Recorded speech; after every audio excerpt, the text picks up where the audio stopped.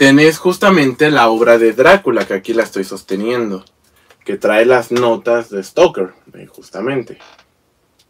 Pero fíjate que esto es increíble, ¿no? Esta es una obra que recomiendo muchísimo, es de colección. Tengo dos, una así como la están viendo y la otra de colección. Y hay otro libro que se llama Drácula el origen.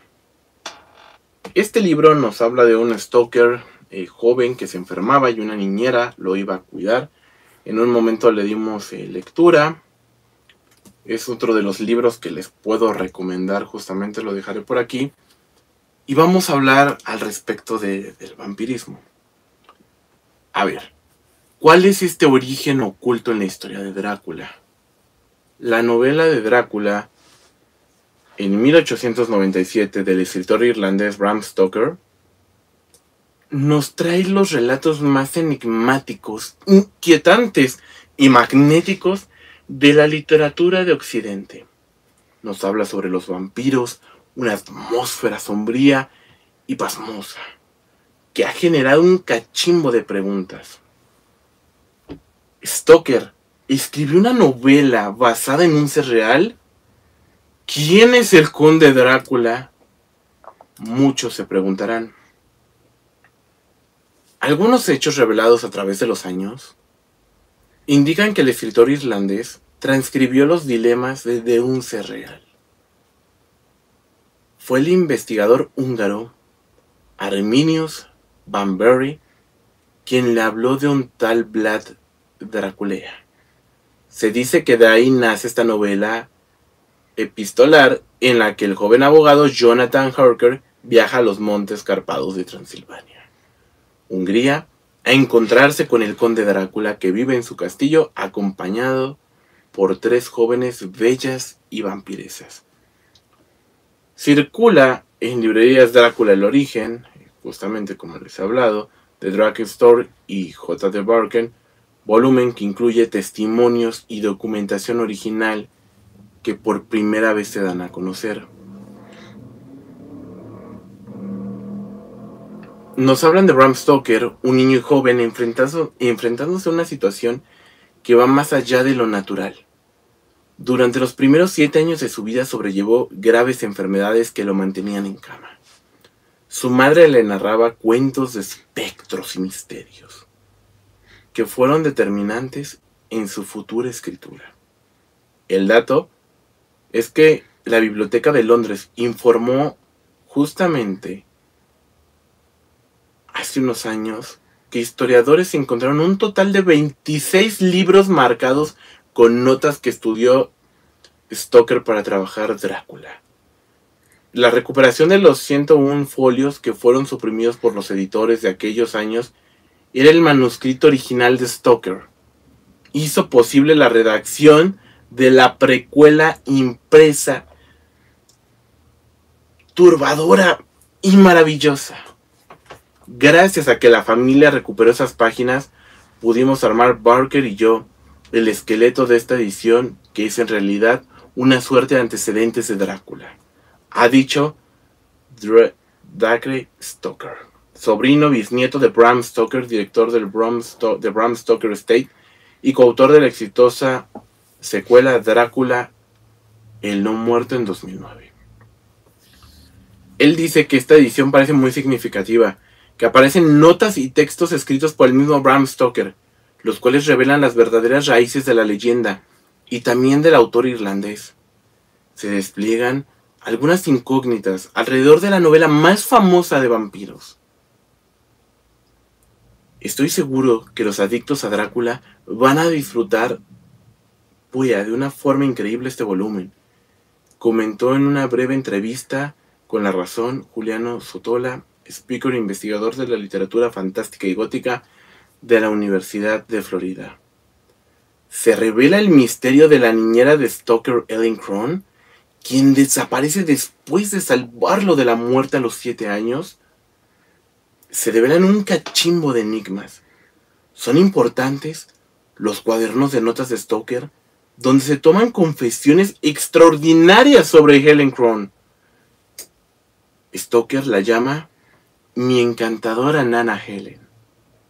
El lector encuentra aquí un tono muy cercano al de Stoker. Los que no hayan leído Drácula pueden empezar por aquí. Los que han leído la novela, esta lectura te va a aclarar demasiados elementos. ¿Podemos afirmar que los personajes de Stoker eran reales? Él afirmaba claramente que muchas de las criaturas de su novela eran personas reales, empezando por Harker y su esposa, amigos que no iban a mentir.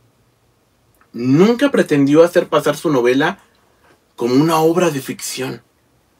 Le interesaba advertir sobre un mal muy real. Tuvo negativas de los editores.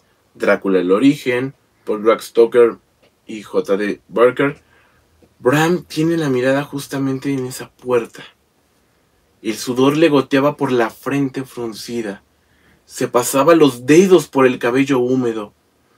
El dolor le palpitaba en las sienes. ¿Cuánto tiempo lleva despierto? ¿2 días? ¿3? No lo sabe.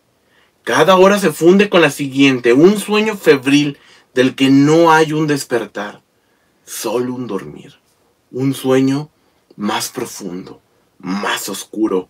¡No! No puede pensar en dormir. Se obliga a abrir mucho los ojos. Se empeñaba en abrirlos y evita el menor parpadeo, ya que cada guiño es más pesado que el anterior. No puede haber descanso ni sueño, ni seguridad ni familia, ni amor, ni futuro, ni... La puerta, fragmento del libro de Drácula el origen, autor Greg Stoker, J.D. Barker, género novela, editorial Planeta, que salió en el 2019. Nos hablan justamente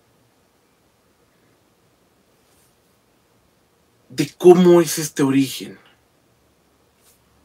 Tenemos disposiciones biográficas y películas dramáticas y épicas sobre la vida de autores clásicos, con la que justamente Stoker tiene un pequeño cortometraje que le han hecho, pero está escondido por sus familiares, para no hablar más del tema. Stoker afirmó en un sinfín de veces que su relato era verdadero, así lo decía él. Algunas líneas del manuscrito original de la famosa novela de vampiros desaparecieron de la primera edición inglesa.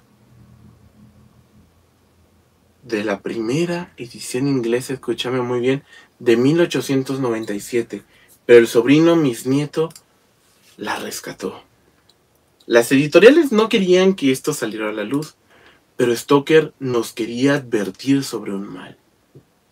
He aquí el texto que fue eliminado de Drácula, su famosa novela, que nos ha dejado cautivados. Estoy convencido de que los eventos que aquí se descubren realmente tuvieron lugar, por increíbles e incomprensibles que parezcan a primera vista. Con estas líneas, Bram Stoker daba comienzo al relato de vampiros más importantes de la historia, el prefacio que escribió en su manuscrito original, Descubierto.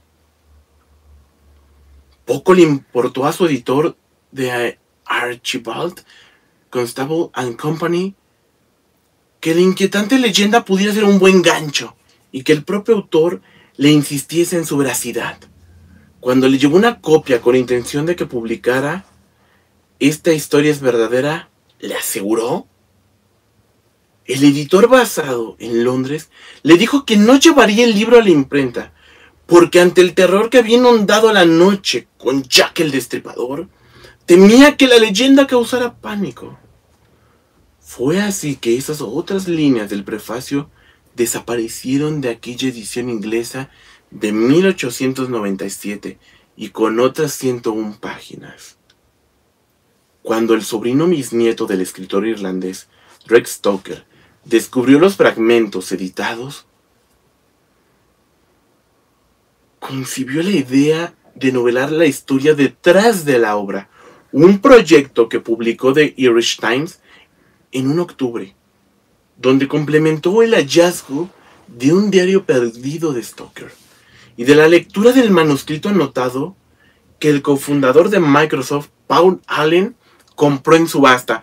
¿Por qué el cofundador de Microsoft, Paul Allen, lo compró en la subasta? Más allá de lo que es el amor a los vampiros, o porque sabía que hay algo de realidad. Con el escritor J.D. Barker, el descendiente publicó el año pasado Drácula, el origen, que tiene al propio Stoker como protagonista y que sería llevada al cine. Pero fíjate que está en proceso. Y el relato comienza con un enfermizo Bram de 7 años, cuya imaginación queda sellada por su encuentro con el mal supremo. Al escuchar una de las terribles historias de esa Irlanda azotada por el cólera y el hambre, y la de un hombre infectado que fue enterrado vivo. Es muy interesante cómo esta obra de suspenso, de crimen, misterio, ciencia ficción y sobrenatural es real. Y sobre todo, quiero rescatar algo. ¿Por dónde empezamos?, te preguntarás. Hay tanto que contar y un tiempo tan escaso y valioso para contarlo. Pero yo sé cuándo cambió todo. Llegó el final de una semana en concreto. Yo habría sanado. Nuestra querida nana Ellen se habría ido y una familia estaría muerta. Comenzó de un modo bastante inocente, escuchando un poco hortadillas. No éramos más que niños. Yo tenía casi 7 años, Matilda 8, y sin embargo, aquella temporada otoñal jamás caería en el olvido. Y empezó con tan solo 2 palabras. Octubre de 1854. Enterrado vivo. Volvió a decir Matilda en voz baja. Eso es lo que dijo. De verdad que la oí. Aunque ella era un año mayor que yo, pasaba en compañía de mi hermana Matilda muchas horas de mis días. Y en particular cuando me quedaba confinado en mi cuarto, igual que lo estaba en ese día. Nos encontrábamos de pie ante mi ventana, y Matilda señalaba hacia el puerto. Ma, dijo que el hombre estaba enfermo, y que cuando suplicó ayuda, los hombres que respondieron cavaron sin más un agujero en la tierra y lo empujaron dentro. ¿Qué tipo de persona hay que ser para hacer eso? Sinceramente, ¿cómo pudieron participar los demás? Ma, no ha dicho semejante cosa, objeté. Seguí con la mirada a la dirección de su dedo e intenté ver a través de la niebla que ascendía del agua. Sí lo hizo. Si le preguntas por ello, estoy segura de que negará haberlo dicho. Pero se le contó a Pa cuando él regresó de trabajar, no hace más de 20 minutos, corrí a explicártelo enseguida. Intenté no sonreír, porque sabía que Matilda solo me había contado aquel cuento con la intervención de levantarme el ánimo.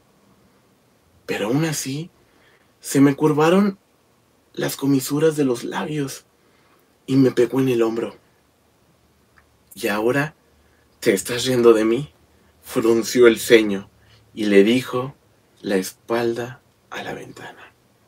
¿Dónde dijiste que pasó? No respondió. Tenía la mirada fija en la pared de frente. Matilda, ¿dónde sucedió eso? Con un profundo suspiro, volvió a mirar por la ventana. En el cementerio de la iglesia de San Juan Bautista, dijo, que lo enterraron entre las tumbas de los suicidas. ¿Tumbas de los suicidas? Matilda puso cara de frustración. Ya te había hablado de ellas. Están escondidas en el extremo de este del cementerio, justo detrás del muro, siempre a la sombra. Ahí entierran a cualquiera que se quite la vida, además de los ladrones, criminales y gente de ese tipo. ¿Hay algunas lápidas o criptas? Tierra sin más, sobre todo, que cubre cientos de tumbas deprimentes. Tampoco es suelo consagrado, así que los enterrados nunca encontrarán la paz. Pasarán la eternidad condenados. ¿Por qué enterrar ahí a un hombre enfermo entonces? ¿Quieres decir por qué enterraron vivo ahí a ese hombre enfermo en particular? Sí, lo enterraron vivo. A ese hombre lo asesinaron. En realidad, le dije, tendría tanto derecho a un entierro como cualquier otro en suelo bendecido. No se puede ocultar un cadáver entre las tumbas comunes, pero entiérralo bien entre los suicidas y jamás lo encontrarán. Me asaltó un acceso de tos y giré la cabeza hasta que dispó antes de decir. Si Ma tuviera conocimiento de esto, se lo contaría a las autoridades. Haría bien las cosas. Quizás las autoridades ya lo sepan y simplemente les dé igual. Un enfermo menos, que se pase por las calles, quizás no sea bienvenido de preocupación, ni ningún motivo de preocupación. ¿Qué dijo Pa de todo esto?, le pregunté. Matilda cruzó el pequeño cuarto hasta mi cama y se sentó en la esquina jugueteando con el dedo entre sus rizos largos y rubios. Al principio guardó silencio, pensando en la historia. Después, las cosas están aún peor en Dublín. Antes de volver con el periódico, y no le decidió ni una palabra más. No creo nada de esto. Otra vez me estás contando cuentos, le señalé con una sonrisa que curvaba sus labios secos. ¡Es cierto! ¿Qué es cierto? Ambos nos dimos cuenta, justamente. ¿Te imaginas esta conversación? Fueron cosas que pasaron. ¡Es cierto! ¿Qué es cierto? Ambos nos dimos la vuelta al tiempo para encontrarnos a la nana Helen en la puerta, con la charola del almuerzo en las manos. Entró en la habitación con diestra y elegancia.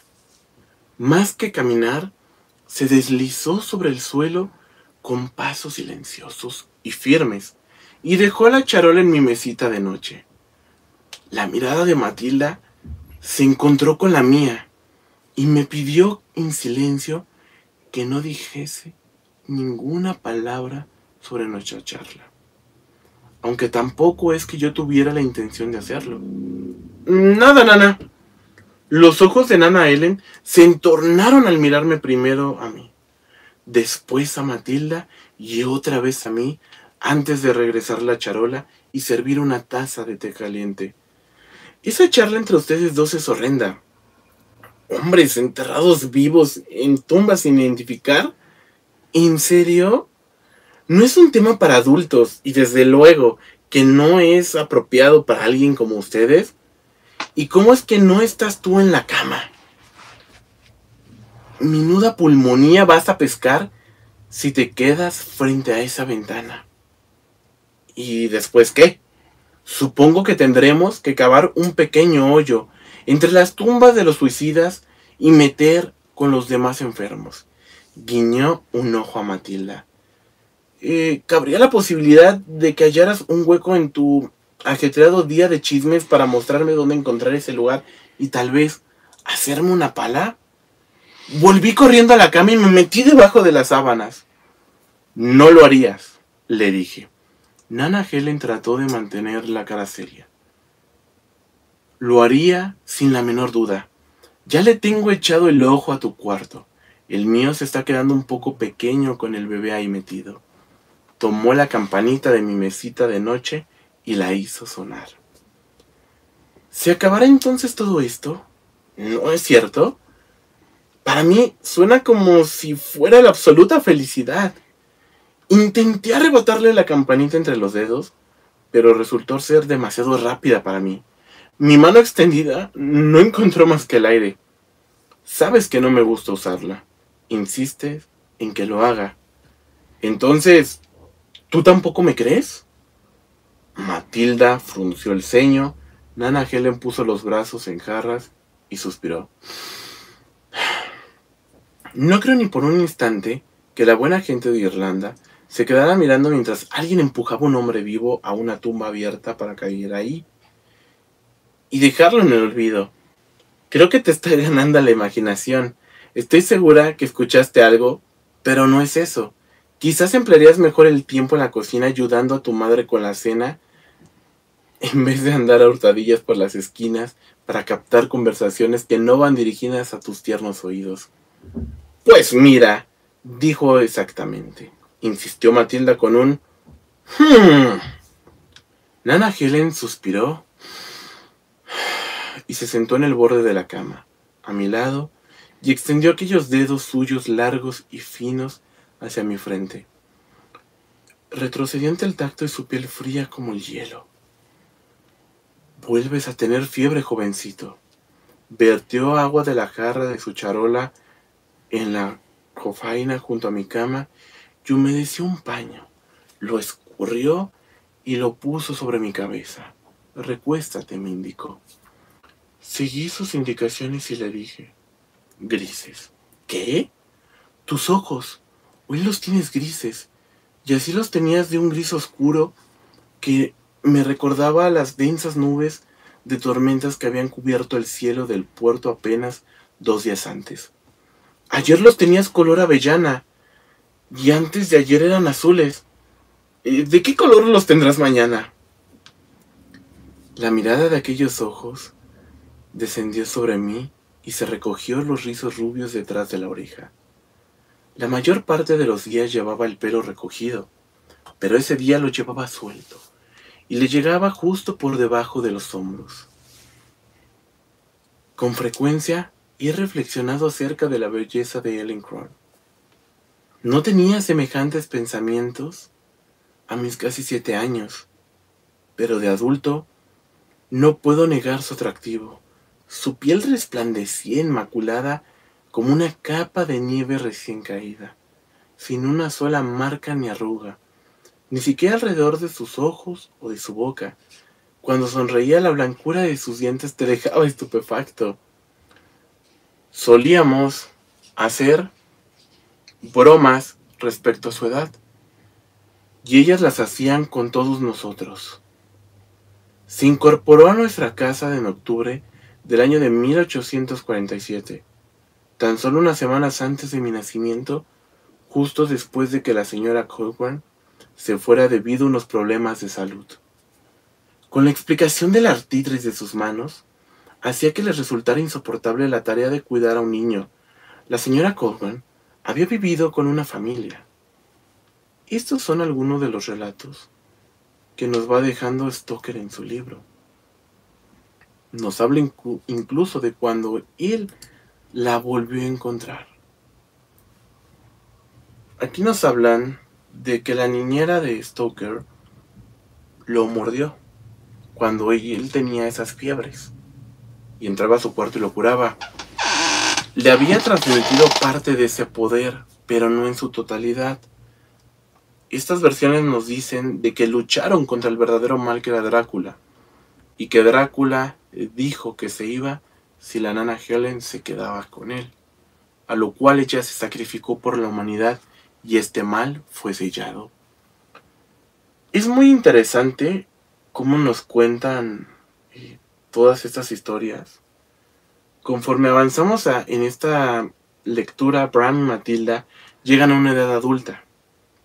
Y es cuando una serie de misterios y sucesos les hace volver a tener un recuerdo de los extraños o flashazos recuerdos que tenían y que conservaban de Helen. Ambos hermanos se embarcan en una peligrosa investigación que les llevará a poderse replantear sus propias creencias y abrir la mente a las posibilidades insospechadas y aterradoras. Una novela brillante y que nos ha dejado muchísimas dudas e incógnitas. Ahora bien, quiero contarles algo. Vamos a hablar sobre algo muy interesante. La verdadera historia de Drácula o por qué Bram Stoker no conoció a Vlad Tepes. Tenemos pruebas de que casi todos estamos equivocados acerca del origen del vampiro. Todo comienza un verano de 1890. Imagínate una noche fresca de verano, que estás con tus amigos cenando en la terraza y que una conversación deriva hacia el cine, los libros, y alguien dice, Vlad Tepes es Drácula. Y dicen los demás, claro. Y añade un tercero, más bien es que Bram Stoker se basó en la figura de Vlad para componer Drácula. La mesa protesta, no, Vlad Tepes es Drácula. Sin duda alguna, eso es comúnmente aceptado. Vlad III, príncipe de Valquia entre 1456 y 1462, famoso por ejecutar a sus enemigos empalándolos, es Drácula. Hay diversas opiniones. Vamos a hablar sobre algo muy interesante. Esta investigación, dale muchísimo amor porque me tomó demasiado llegar a ella. Realmente.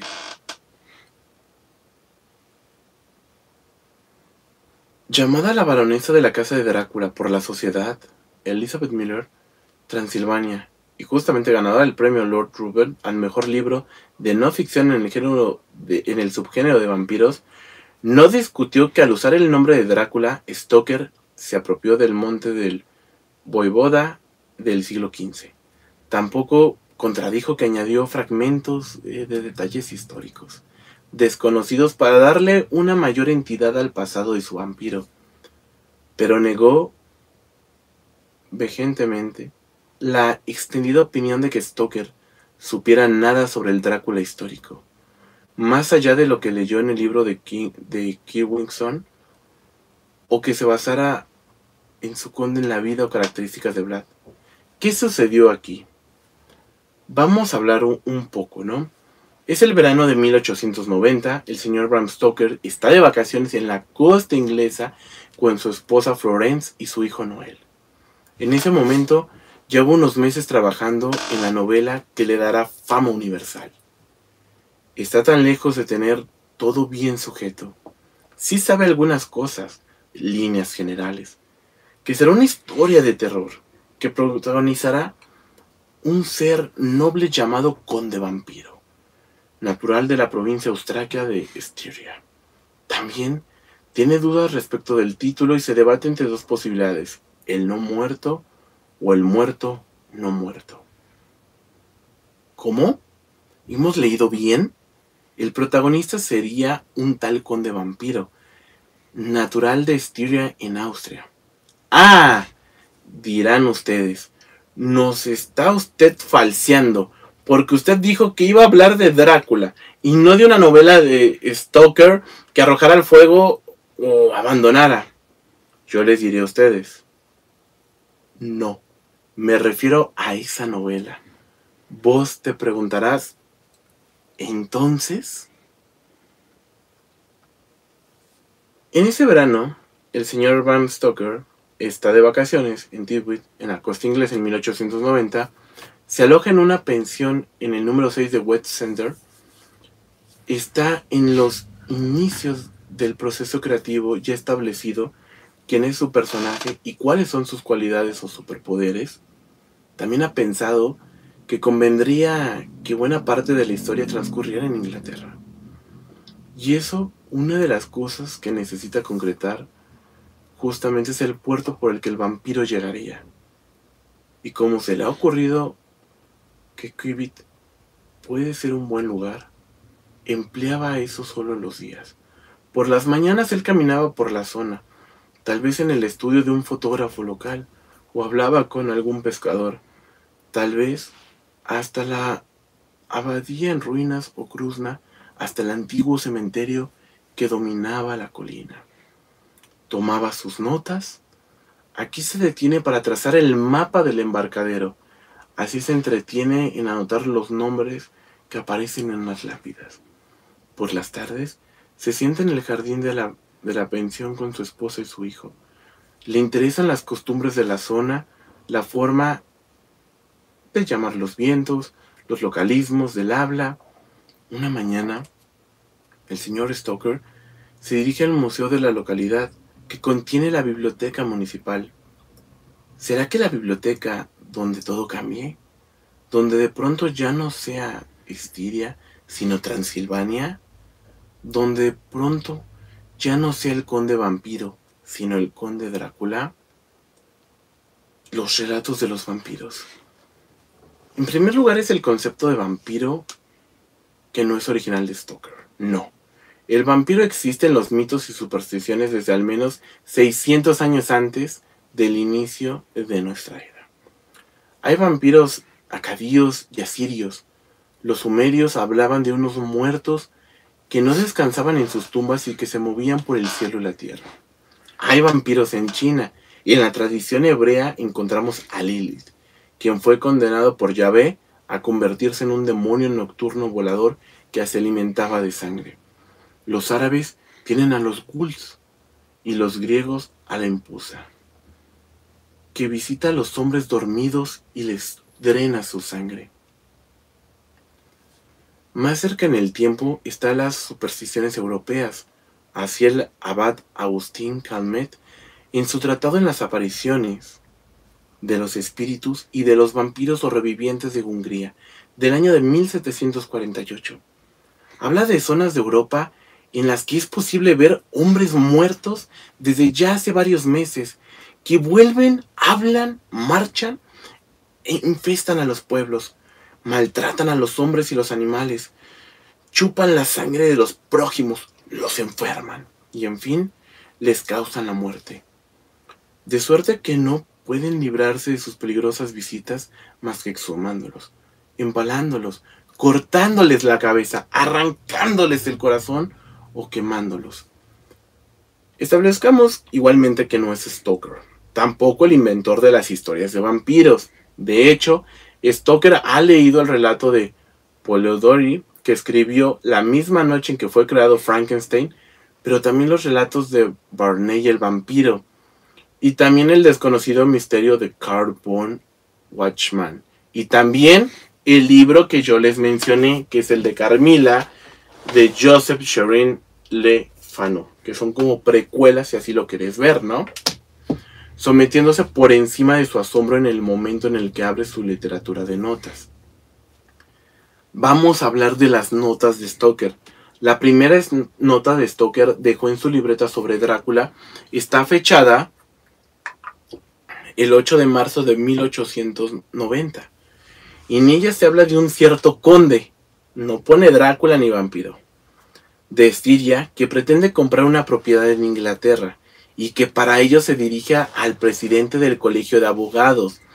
Las siguientes 3 páginas bajo el título de Vampire Memo, ponen 1, 2 y 3, porque recordad que son las notas, consisten en una enumeración de los poderes del vampiro. Stoker va enumerando posibles poderes, algunos de los cuales serán más tarde descartados. Establece que no hay espejos en la casa del conde, o que nunca es posible verlo en ninguno. También se pregunta Stoker al respecto si el conde da sombra o no. Le atribuye una enorme fuerza, el poder de ver en la oscuridad, de hacerse grande o pequeño a voluntad. Le atribuye dientes blancos e insensibilidad a la música, e influencia sobre las ratas. Hay notas que lo prueban justamente del cuaderno de Stoker. Después Stoker sigue anotando la siguiente página, sobre la que más tarde habrá que volver, que lleva por título Historia Personae. Y es una página en la que los escritores solemos organizar los personajes de los libros. Hay nombres que ya están claros, los del Dr. Sidward, Lucy Wester, Mina Murray o Jonathan Harker. Hay otros que no. Aparecen una mujer muda y un hombre silencioso. Y hay un profesor alemán y tejano. Aparece también el conde con una salvedad. Ya no tiene un espacio tras el título nobiliario, sino que ya tiene un nombre. Se llama Conde Vampiro. Pero recuerden que esa cita luego se habrá que volver a hablar de ella. Stoker sigue anotando y en el cuaderno va tomando forma de historia. La siguiente página está fechada un 14 de marzo y en ella aparece ya la división de una novela que en partes y una estructura inicial de capítulos. Y estos van desarrollándose en el siguiente tramo de la libreta. Abundan los tachones y los subrayados. La letra enérgica y es la que está anotando para sí y no pretende que nadie más la comprenda. Cada página está cruzada con una línea vertical, evidenciando con ello que se trata de una toma de notas. Más tarde han sido pasadas a limpios.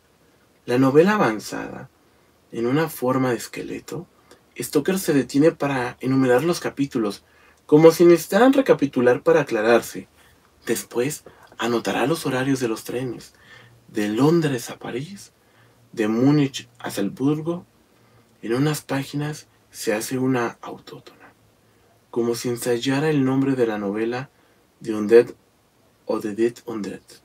Siguen calendarios con probables fechas de los acontecimientos, nuevas recopilaciones de personajes y hechos. Pero queríamos hablar de lo que sucedió aquella mañana, que Stoker entró en la biblioteca municipal de Whitby. Esa mañana Stoker se ha levantado temprano, ha desayunado y ha echado a andar su mente. Tal vez sus pasos sigan un plan o tal vez no. Supongamos que no, que sube mansamente hasta la desembocadura del Esk, que mira desde lejos las ruinas de la abadía. Supongamos que esa misma mañana, cuando se detiene en el estudio de Frank Suprit, el fotógrafo que vende postales allí, no hay más que una que le llama poderosamente la atención. En mitad de la playa, varado hay un barco inmenso, una goleta rusa de nombre Dimitri, que tuvo la mala suerte de encallar en Whitby hace 5 años antes. Stoker se pregunta, ¿y si fuera esta la forma en la que el conde llegara a Inglaterra? Decide investigar sobre el asunto y la imagen queda en su memoria. Queda tanto que no solo es que Drácula llegue efectivamente a Inglaterra haciendo encallar un barco en esa misma playa, es que además el barco será también ruso y se llamará Dimitri. Pero Stoker sigue en su paseo, vuelve sobre sus pasos y callejea. Al final llega hasta la biblioteca municipal y entra. ¿Qué hace allí esa mañana? Es difícil saberlo, pero una cosa sí se sabe. Es que esa mañana tomará un pequeño libro rústico en título An Account of the Principalities of Wallachia and Moldavia. Un informe respecto de las regiones de Valquiria y Moldavia. Escrito por William Queenstown, que fue cónsul británico en la zona a principios del siglo XIX. Stoker toma el libro y se sienta. Va hojeando la página. Uno le habla de Transilvania y de los Montes Cárpatos.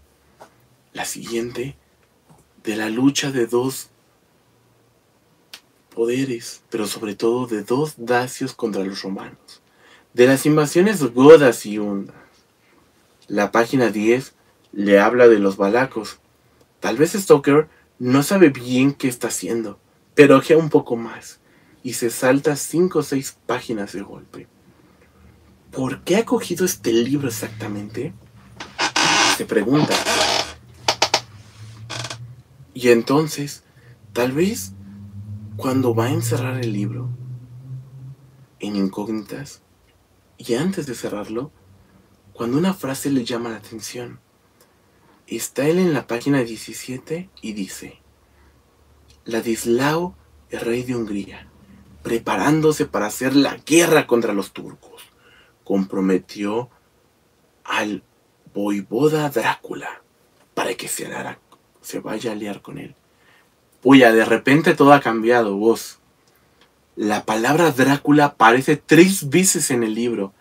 En la página 19 merece incluso una nota al pie. Stoker la copiaría más tarde en su libreta. Drácula en el idioma valaco significa diablo. Los valacos acostumbraban a darle ese nombre a cualquier persona que se hiciera notar por el bien por su valor, o su crueldad o astucia. Tal vez Stoker cierre el libro en ese momento. Tal vez se eche hacia atrás. No es posible saberlo, pero sí es posible saber que más tarde, en su libreta en la página History Personae, que recordemos que fue escrita entre el 8 y 14 de marzo, escribiría arriba de la izquierda Count Drácula. Y luego 2 veces más flanqueando el título de la página y como si tú estuviera y anduviera saboreando la sonoridad de su descubrimiento, Drácula, Drácula. Te preguntarás, ¿Drácula era un personaje real? ¿Empalaba a sus víctimas y las servía en calderos? Que vengan esos sujetos y nos cuenten esa historia tan maravillosa. Lo siguiente que hace Stoker es bajar unas cuantas líneas de la misma página, en concreto hasta la 11ª, y examinar con detenimiento lo que se ha escrito allí. Count Vampire. Entonces tomará su pluma y tachará Vampire, y añadirá Drácula. Rebuscará entre las páginas de su libreta y hará esto mismo en cada ocasión en que se tope con ese nombre Vampire, hasta extinguirlo. Y te preguntarás, ¿y Vlad Tepes? ¿Qué pasó con Vlad Tepes? Es el príncipe valaco que empalaba a sus prisioneros. Él era Drácula. Stoker se basó en él para escribir Drácula. Déjame decirte que el doctor Marroquín en Hawaiian Air YouTube te dice, pues no vos. En realidad, Stoker ya ha estado todo lo cerca de Tepes, que pertenecía a la familia de los Drácula, que jamás llegará a estar. Porque digámoslo claro, en la novela de Drácula no hay ni una sola referencia a Vlad Tepes. Pero hay más. En el libro de Wilkinson, la palabra Tepes no aparecía ni una sola vez, y tampoco lo hace en ninguna de las libretas de notas de Stoker. Acordate de lo que decía la prestigiosa investigadora, que ya te he narrado.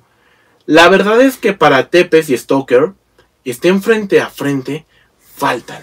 Aquel día de 1890, casi 100 años, la verdad es que cuando al fin puedan mirarse a los ojos, no lo harán frente a frente, sino a través de la persona interpuesta. Te preguntarás cuáles son las conexiones. Estamos ahora en los años 70 del pasado siglo, más concretamente en la Universidad de Boston, que allí dan clases los señores Raimundo McNally, profesor de historia y apasionado por la figura de Stoker, y Radu Florescu, de origen romano y apasionado estudioso de Drácula. Serán ellos los que publiquen en el año de 1972 un libro llamado In Search of Dracula, en el que tratan de profundizar la conexión entre Tepes y Drácula. Más aún, tratan de convencer de que Tepes efectivamente era un vampiro. El libro será con los años largamente estudiado, al mismo se le reconocerá la profesionalidad en la revisión bibliográfica de Tepes y de su época. Pero, cuando hayan de referirse entre la conexión de Tepes y Drácula, los historiadores ya no estarán de acuerdo. El libro será acusado entonces de nada persuasivo, nada apropiado y antihistórico, entre otras lindezas. Pero, ¿qué sucede? ¿Qué sucede? Que el libro es inesperado, un éxito en las ventas, se convierte en un verdadero bestseller y de repente McKinney y Forrest Gump son las niñas mimadas de los programas de televisión del momento, vos. La historia ha calado en el imaginario colectivo y ha sido creída por los medios ávidos de referencias espectaculares. ¡Oh! Debieron decir los productores de los programas sensacionalistas. ¿Drácula era un personaje real? ¿Y además era un tipo que empalaba a sus víctimas y las servía en calderos? Que vengan estos sujetos y nos cuenten esa historia tan maravillosa. Sería tan delicioso, dice la gente. Pero falta algo más. El cine. Porque también en el cine lo han creído o han querido creerlo. La primera película en la que Tepes es relacionado con Drácula de Bram Stoker, Drácula de 1973, protagonizada por Jack Palance, con un guión de Richard Matthews, autor de la novela Soy Leyenda, que más tarde sería llevada al cine con Will Smith de protagonista, en donde el libro de Soy Leyenda nos habla de que son vampiros, no son zombies. Hay que leer los libros. La película incluye también la idea de un Drácula muerto de nostalgia, que encuentra su amor reencarnado en Mina, y que con tanto descaro utilizó Coppola hace 20 años en su otro Drácula de Bram Stoker. Y vendrán muchas más, pero acordate, en una fresca noche de verano, que estén con sus amigos en la terraza, o una conversación derive hacia el cine en los libros, que realmente Drácula y Vlad el Empalador no son la misma persona. Esta es una investigación muy fuerte que he hecho. Para llegar a esta investigación me tomó pues un año entero, realmente. A lo cual ya te pude decir el por qué Vlad Tepper y Drácula no son la misma persona, cómo es que Stoker fue creando este libro y el por qué sí existen esos vampiros y que nos querían advertir de un mal. Es una investigación maravillosa, apasionada, que es difícil de encontrar y de estudiar. Realmente, si no has leído Drácula, te lo recomiendo. Esta es la edición más lujosa, con las notas. Drácula, el origen. Y pues una precuela, Carmilla, justamente, que lo podemos recomendar. Me gusta Carmilla, sí, pero si me preguntas de estos libros cuál me gusta más, para mí Drácula, el origen, porque rescatan parte de la vida de Stoker. Realmente para mí esto es un ícono de verdad. A lo cual, con esto te quiero decir que los vampiros realmente sí existieron y han existido. Entonces suscríbete a Habanever YouTube, que el Dr. Marroquín te trae estas investigaciones. Muchas gracias. Soy el Dr. Marroquín, suscríbete a Habanever YouTube. Bye bye. Que tengan una excelente noche. Bye.